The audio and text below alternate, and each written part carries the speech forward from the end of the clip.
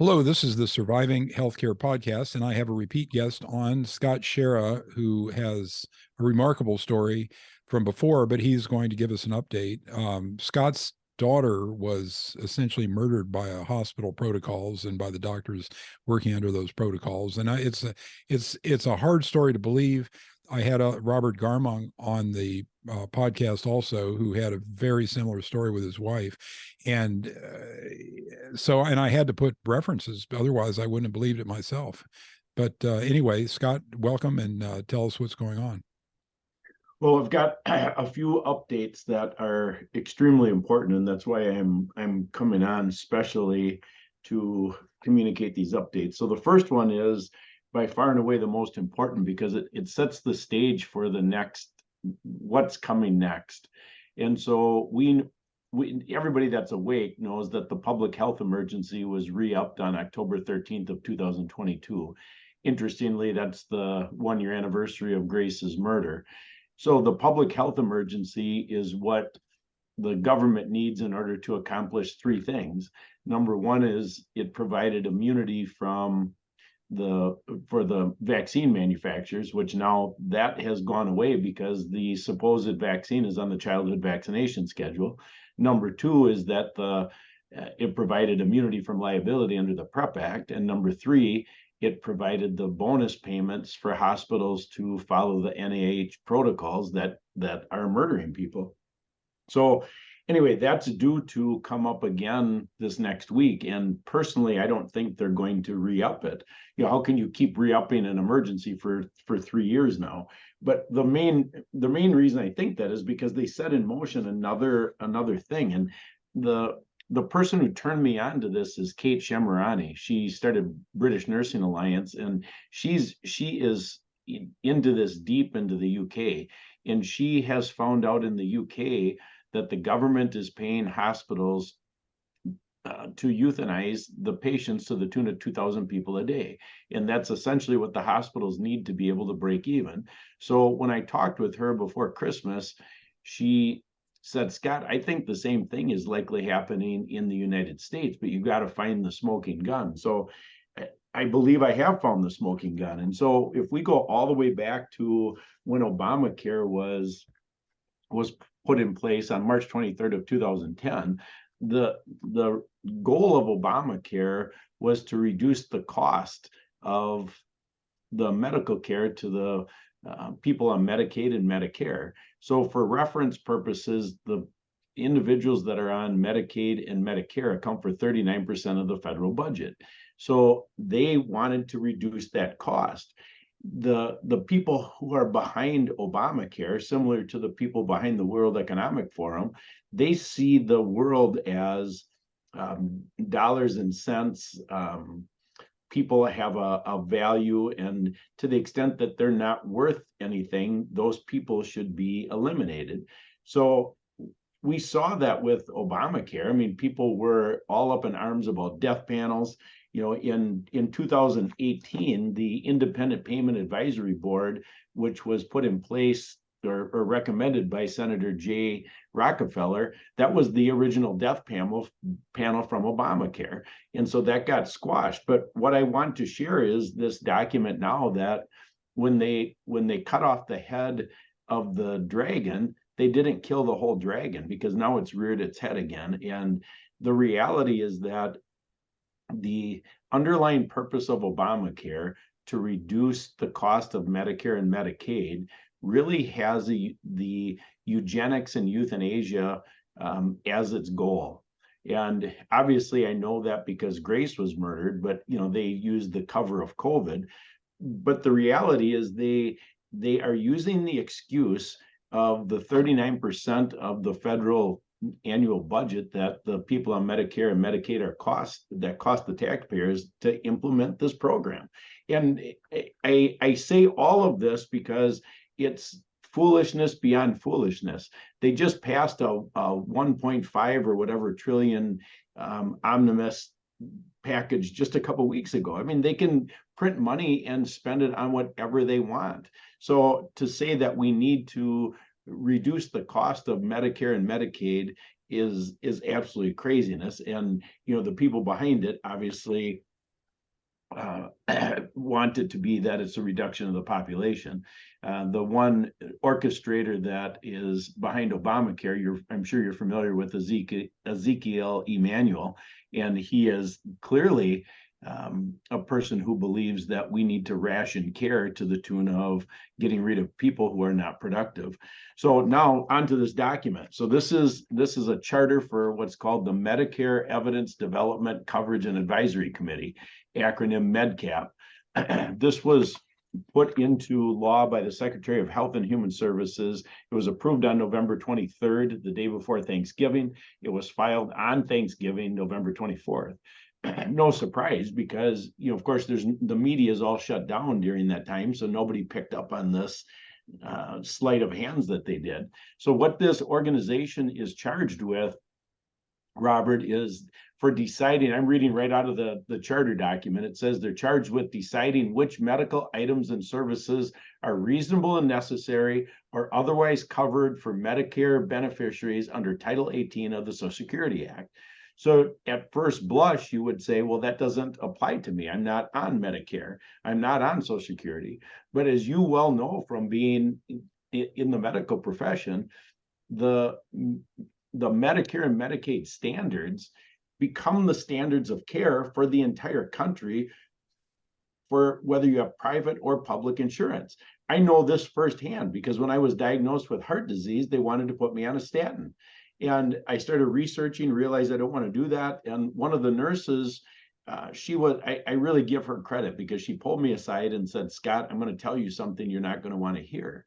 And I said, okay, well, tell me, what are you talking about? She said, the reason we are pushing this statin on you is we have to get you to subscribe to the government protocol. And the government protocol says that if you have this condition, you've got to be on a statin. Now, I have private insurance at the time. We don't have any insurance now, but I had private insurance at the time. So what did that have to do with anything? It's because that is the Medicare and Medicaid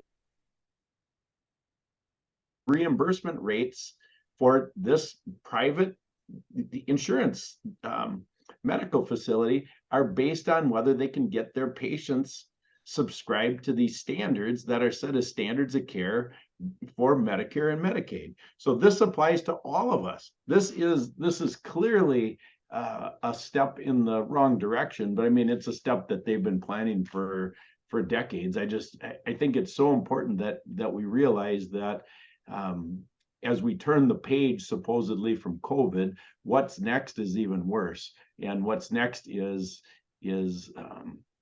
clearly euthanasia. So that's the first thing I wanted to cover. Do you have any questions with that, Robert? I didn't quite understand. I didn't. Go ahead, just continue, and maybe you'll elucidate what. Well, the second thing is that what we on December 5th, we received a memo from the Wisconsin, I'm just going to pull it out here so I have it, the Wisconsin Department of Safety and Professional Services. This is the organization that regulates doctors in Wisconsin. They're supposed to be protecting the public.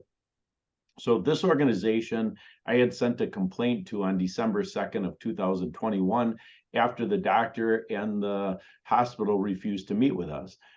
They did supposedly an investigation. They sent me a letter dated January 20th of 2022 that said the doctor did no wrong.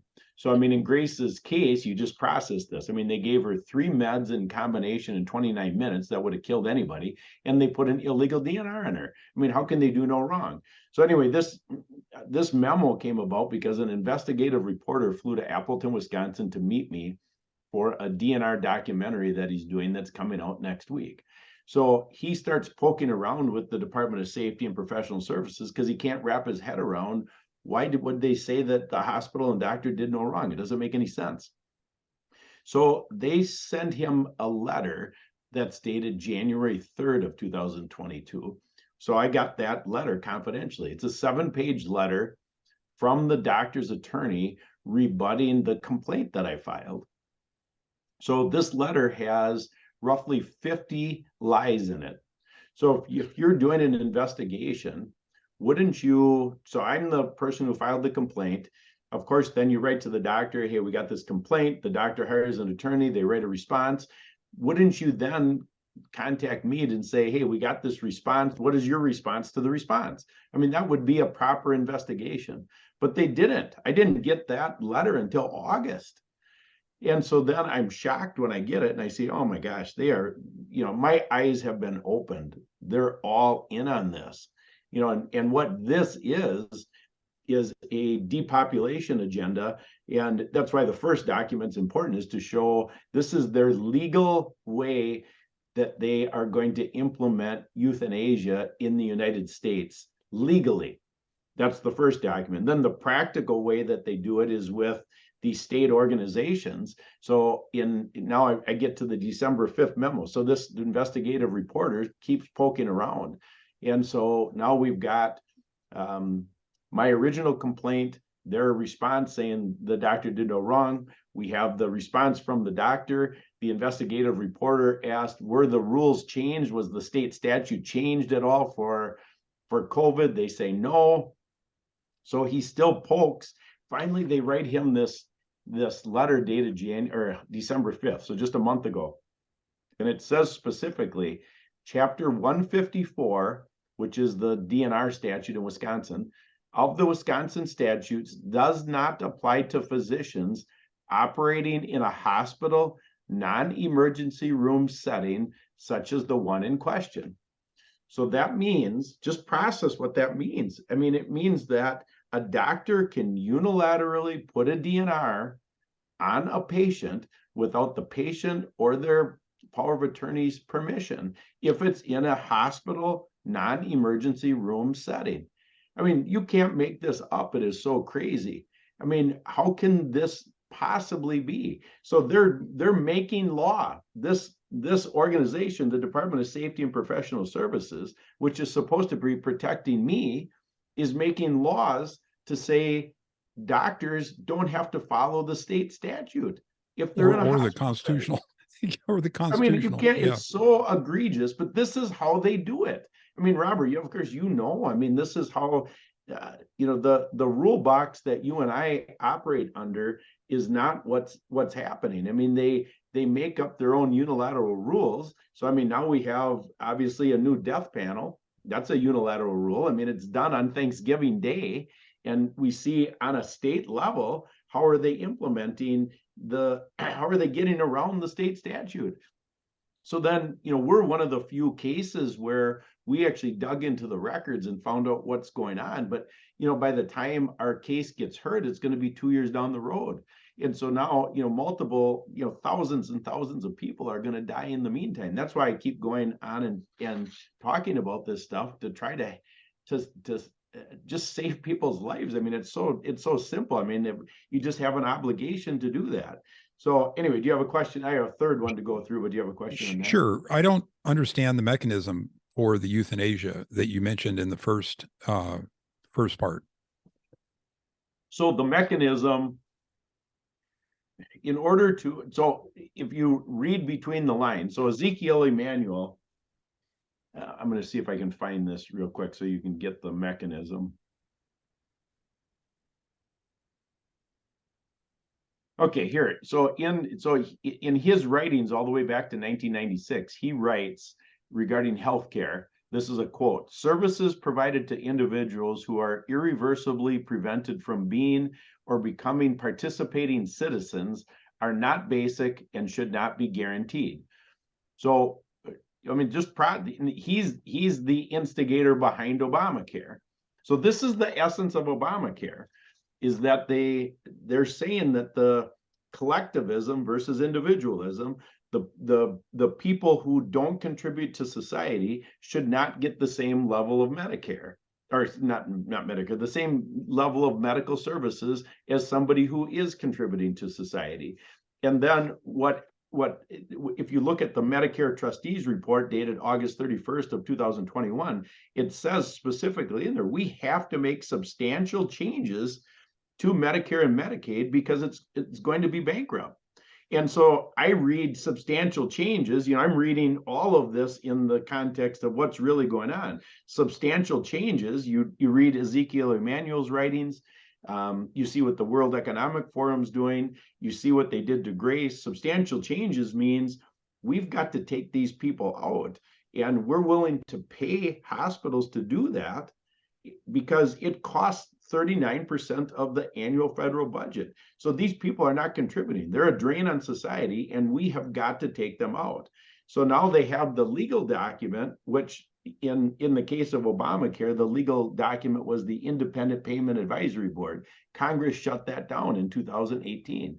So then the death panels were not there anymore. Well, this document says what the death panels were going to do with Obamacare is now reinstated. It says that this organization, MedCap, has the power to decide which medical items and services are reasonable and necessary. They're deciding unilaterally what is the standard of care.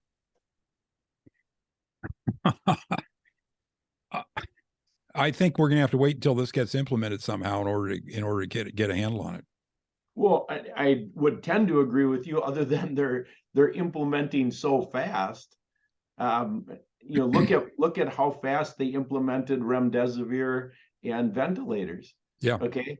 So then, now all of a sudden we're 3 years into this. At this point, we're 3 years into this. We just did a hospital rescue on November 5th, 2 months ago, our first hospital rescue. And remember, I said the public health emergency was re-upped on October 13th of 2022. We did a hospital rescue on November 5th of a disabled man in a hospital in Green Bay. He has spinal muscular atrophy, which is quite a condition. I mean, he's very smart, but he can't eat. He gets fed through a tube in his stomach. He only weighs 40 pounds. Jeez. You took him home. In other words, you took him home. He gets checked into the hospital. The sister, because we have billboards up, the sister is able to track me down and said, "Can you help?" I said, "Well, tell me what's going on." And so she said, "Well, my brother, they said he has COVID. He got admitted to the hospital." I thought, and she tells me about SMA, what he has. I said, "They're going to try to kill him because he's disabled and the public health emergency is still, and now he's tested positive for COVID," which, interestingly, both him and his mother, 1/2 hour before they went to the hospital, tested themselves because they didn't feel well. They tested themselves with a home test. Both were negative. A half hour later, they get to the hospital. They're both positive. No surprise, because that's how the money gets paid. You can't receive, the starting point for these hospitals receiving these egregious bonuses is they have to test positive for COVID first. They can use the test that overdiagnosed by 10 to 1, 9 to 1. Exactly, the PCR test. It's crazy that they're still using this. So anyway, you took this guy out of the hospital. We physically removed him 11.5 hours later. Did you have a sheriff or somebody to back you up? No, you just did it yourselves. Yeah, well, I would say God backed us up. It's quite a miracle. We watched it right in front of our eyes. So I'll just hit some high points and you can understand it. So, I've never done a hospital rescue before, but I have met, Nicole from Truth for Health Foundation, Laura Bartlett, Dr. Bartlett's sister, who does hospital rescues, Greta from Protocol Kills. So when the sister had contacted me on November 3rd, and so I told her, what to watch out for. They're going to try to kill him. You got to be an advocate. No remdesivir, no ventilator, no jabs.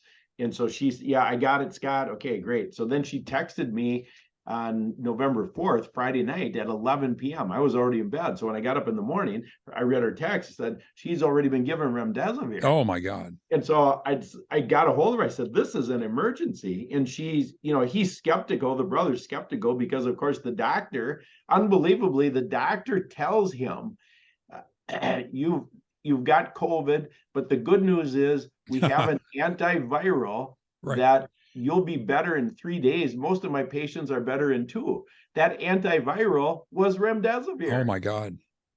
And Who is that guy? Had you ever heard of this doctor before? I hadn't, no. And I asked or she asked if I could send some information on remdesivir. I emailed her right away. She showed her brother. Her brother said, can you call Scott and see if he'll come to the hospital and help? So I did. I was there then at 9 o'clock on Saturday morning. And when I got there, you can't understand what it's like to meet a 40-pound man who is near death.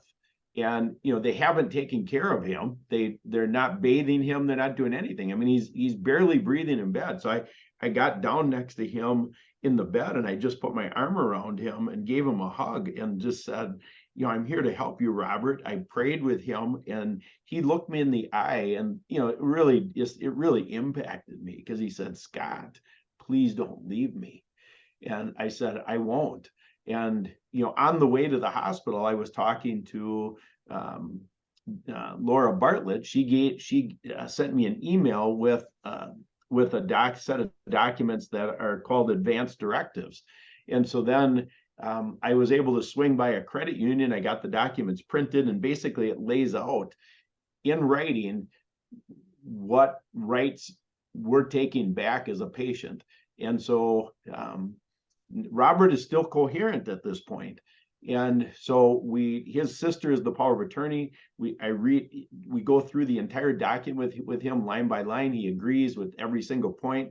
So then the next step, I mean, you can't make this up either, because in June I spoke at an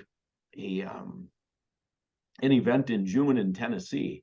And at that event, I met Dr. Peter McCullough and Dr. Paul Merrick. They both were on the same stage with me, speaking with, at different times. Anyway, so I got to meet them. I rode with Peter McCullough to the airport in the same van. So we chatted for 45 minutes. And ultimately, so now I'm in this situation. We got the form done, but I'm wondering, okay, before we give the form to the doctor, we better have our arms around what we've got to do. So I texted Peter McCullough, and he said, I don't have time today. Get a hold of Merrick.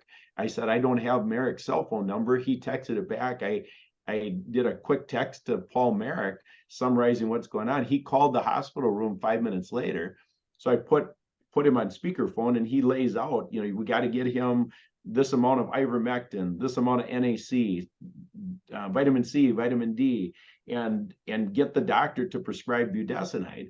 So I called my wife. I said, bring in my ivermectin, my NAC, vitamin C, vitamin D, because there's no way the hospital is going to do that. And she said, how can I do that? Because when Grace was in the hospital, it was like under an armed guard situation. I said, we have complete freedom. And so you just walk through the front door, come to this room, and just bring the stuff in. So she did. We broke apart pills. We got a concoction together to inject into Robert's stomach, through his feeding tube. Then we called the doctor in, and we gave him this form. We went through the form with him. We said, we're not doing any of this stuff anymore. Remove the remdesivir. Now, Robert had already been given 3 doses of remdesivir. Wow. 3 doses and more is a 75% kill rate. Yeah. And with his body weight, the protocol that they're supposed to follow, if they're following remdesivir, they gave him double what they should have given for a 40-pound man. So he had gotten the equivalent of 6 doses. I thought he was going to die for sure. We got him out of bed, bathed him, gave him the stuff. We met with the doctor then and said, we want ivermectin, we want, and he rejected everything other than budesonide. So then he ordered a budesonide treatment. So we gave him all of the stuff that Paul Merrick suggested, got him the budesonide treatment, and by about it was probably 1:30, 2 o'clock, you could see, I mean, it was a complete turnaround. You could see he's going to make it. What do you think it was? Just stopping the remdesivir, or what do you think the most important part of the therapy was? Do you think he had a response to ivermectin that quickly? I think it was that I think it was a combination of a whole bunch of things. I think it was that he all of a sudden realized he was going to live. And when we got him out of the bed and into his wheelchair, and started talking, and what I did personally to boost his confidence, they want you to gown up and all this junk, and so I didn't wear any of the stuff. I just wanted him to see that this is okay. Nonsense. You don't have to be fearful. Whereas the doctor, when the doctor came in, the doctor had a beard. And so the contraption he had on, it was all sealed off around his neck, of his ears. God. I mean, it was like he was ready for an Apollo landing. And so it was interesting, because after we gave the doctor the advanced directives form, now he came back in and he didn't have anything on. So I mean, he knew the gig was up. Yeah. I mean, isn't that, it is so strange. I mean, it Wow. was, you wish you would have had a video camera rolling the entire time. And, one of the things that really hit me hard is right at the end. So now I got there at 9 o'clock in the morning. About 8:30 is when we're starting to, we're wheeling him out, and they're wanting us to sign this against medical advice form, and we refused to sign it. And then they wouldn't remove his IVs. They just were belligerent. And then there was a shift change, and a Filipino nurse came on, and Robert said that she was decent, and so she was willing to take the IVs out. And so then now we're got everything packed up, and she's in the room. So it's my wife, me, Robert, his sister, and his mother, and this nurse. And so I said to the nurse, I said, I don't have these opportunities. I've never had this opportunity, but now, you're here. I want to just ask you. I said, I said, you don't have to acknowledge this, but they're trying to kill him. And so I don't understand how you would go along with this. And she said, I'm from the Philippines, and if I do not follow the protocols that they give me, they will ship me back. Oh my God. And so I have to do it this way. So she was a very kind nurse. She got it. She knew they're going to kill him, but she was just going to make his death comfortable and be a kind nurse. I mean, that really hit me. Oh, Scott, next time you have to get a video camera, and put it on your shirt, and do it so they don't see what you're doing, like a police badge cam. I'm so thankful that he made it. And an interesting thing that happened. So now so we've already we started him on the stuff. We got him out, got him in his chair. They've acknowledged that we're stopping everything.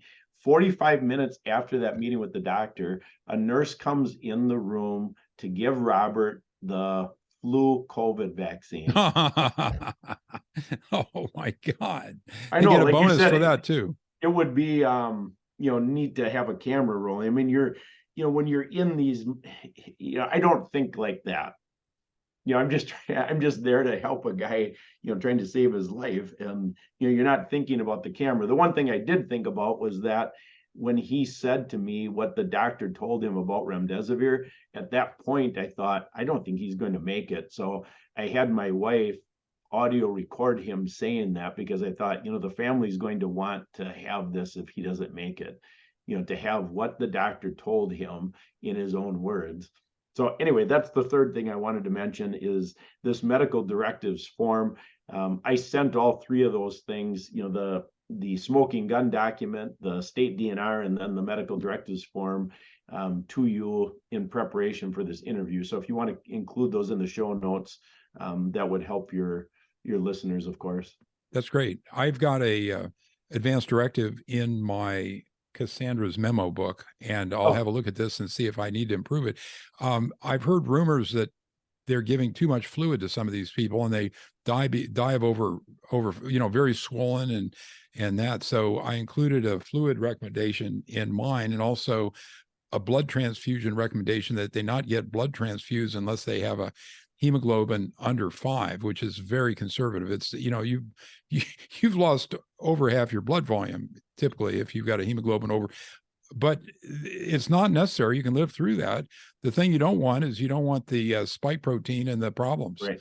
And since, if you believe it, 80% of us are vaccinated, then you've got a good chance of getting that. 4 out of 5 or whatever. Absolutely. I think the unvaccinated blood thing is definitely a big deal. No doubt about it. Your form may be better. I'm working with the two ladies who developed this form, because there's a whole bunch more that has been learned. So unvaccinated blood isn't even part of this form yet. Yeah, I've got the fluids and the unvaccinated blood and some other stuff, but you can have a look at it. These are all work in progress. And Scott, I appreciate what you're doing. You think you'll be involved in another one like this? Well, I'm game for it. I mean, I look at, what I don't want Grace's death to be in vain. So I mean, I never thought I'd do a hospital rescue, but if that's what I'm called to do, I'm way more prepared the second time, that's for sure. And I'm gonna have a camera rolling. You need to get online, and I think there's something called a spy store, and then you can get that. Hopefully, it'll hook right up to your cell phone, and it'll go on your cell phone with Bluetooth or something. But yeah, this could have been patched together into a who done it movie. If you had the footage.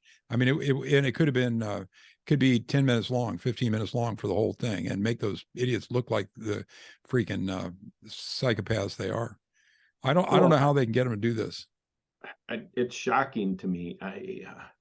And watching this unfold in real time with your own eyes, the doctor first comes in with the spacesuit, and Yeah. then when he realizes the gig is up, he's like, I mean, because I mean, it's so obvious they know that this is a lie. And then, once you'll love this, because once Robert turned around, him and I started joking around with each other, and then one of these head nurses comes in, and I don't have any of the garb on, so I'm just sitting at, I have my hoodie, and I don't have any gloves, no mask, nothing, and the standard wear that they have, it's one size fits all, and Robert's mother is fairly small, so she's taking she took the sleeves off of the garb and tore them to make them fit. So so she's got the stuff on that, because you're outside the room, they want you to gown up, and I didn't do any of that stuff. So anyway, this head nurse comes in, and and I don't have anything on. I said to her, and I'm pointing at Robert's mother, I said, is this okay what she's doing over here? I mean, she's got these sleeves torn, and it just doesn't look like it's going to work out. And she starts criticizing the mother. No, you can't be doing this. She can't even see that I don't have anything on. It's Scott, this faux sterile procedure or faux protective garb is gaslighting on steroids. You're ratifying a lie that they make a difference, and when you do that, you're just participating in the confusion process, in the lie process. It's like mandating masks, ordinary masks that are the pores in them are 1,000 times too big to stop a virus. And when you wear that mask, you're like the kids standing on the platform with the transgender male at the top of the female platform, and all the little girls stand there because they still want their college scholarships, their second, third, fourth, and fifth. And he's at the top of the platform. He was 60th the year before in the male category, and he won the female cross country thing, in Florida. So you're ratifying the lie. So good for you that you didn't do that. I mean, it's freaking ridiculous that nobody needed to gown or do anything because the guy didn't really even have COVID. I mean, it was just nonsense. I mean, it was I just nonsense agree. from start to finish. Did you ever find I'm quite sure there's some bonus for these freaking people who do die when they're under the COVID treatment protocol, right? Their quote treatment. And I'm convinced, based on your story and Robert Garmong's story and many other people, that there must be a final bonus for it. But otherwise, they wouldn't try so avidly to kill him with the sedatives. Why would they knock him off with the sedatives if there wasn't a bonus for that? Why not keep him alive as long as possible and reap the ICU stay benefits and give him more drugs and kind of milk him along, keep him going, So the Tennessee Liberty Network, that's AJ Dupree. She really is the one who's invested the time on this. And we found out with the two things listed on Grace's death certificate. The first one was acute respiratory failure with hypoxemia. The second one was COVID-19 pneumonia. That the hospital with that combination received just over 20,000 in bonus from AJ Dupree's research. So they do get a bonus, and all they have to do is manipulate the death diagnosis. That's 100% true. I Yeah. mean, in the case of Grace, acute respiratory failure is a direct cause, according to the package insert, of using Precedex for more than 24 hours. They use it on her for 4.5 days. So that first cause of death is accurate. but the hospital caused it. The second cause of death they list as COVID-19 pneumonia. Well, that is a complete lie. So yeah, if we ever get supposed justice in this case, I've already said publicly many times, we don't want any money. I just want the death certificate changed to the truth. Well, is there what is the potential damages for this thing? I mean, is there some sort of, can you put that hospital out of business, or can you do something big, or is it limited to medical malpractice, which has statutory limitations on it? I wish I had that answer. I'm not, we have a legal team, and at this point they're basically telling me Shut up. Do all the interviews you want, Scott, but don't say anything about the case. Okay, I get it. That's what they always say to everyone. And sometimes it's the right thing and sometimes it isn't. But Scott, thank you for everything you're doing. Is there anything else we should cover? That does it. I sure appreciate you having me on. I'm grateful for your time. All right. Have a good one. You too.